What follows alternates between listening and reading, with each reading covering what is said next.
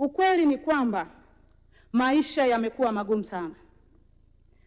Hakuna mbunge anaweza akasimama hapa, Mheshimiwa Mwenyekiti, kwa siku aniambie hajaomba hela na mwananchi wake.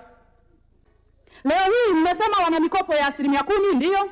Ukienda benki, huyu kijana mnayetaka mbadilishe maisha yake ili asiandamane, ukienda benki unadaiwa TIN namba, kitambulisho, tax clearance na leseni ya biashara.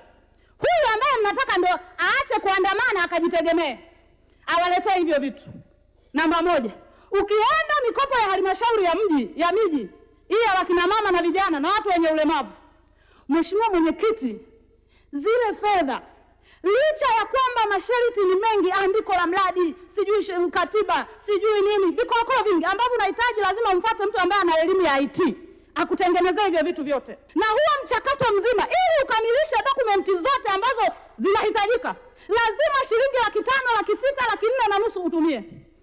Labda kama wakili ni mpenzi wako, maana hiyo anaweza akakugongea bure muhuri na katiba akakutengenezea bure. Huo ndio ukweli, tuambizane ukweli. Huyu ambaye mnataka asiandamane ametokaje kwenye mazingira kama haya? Niliwaita Mheshimiwa Mwenyekiti walemavu wote mkoa wa Njombe. Nilipowaita nikataka kujua hawa watu wamewahi fikiwa.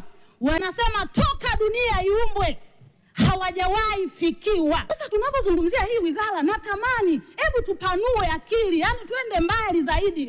Huyu mtu anayeandamana, yani kwa nini anaandamana? Halafu mnasema, nakumbuka IGP siku ya maandamano alisema siku na masaa 48 nataka watu wote wakae ndani. Hawa vijana wanakaa ndani, hawana ndani. Wewe ndio una ndani kwa sababu umezaliwa, umeona baba, mama, umeona nyumba. Tuna vijana wengi Mheshimiwa Mwenyekiti ambao wako mtaani, ambao tusipokaa vizuri yale maandamano ya tarehe 29 mwezi wa 10 yatakuja kuwa mara 800. Hapo si tunataka kupongezana?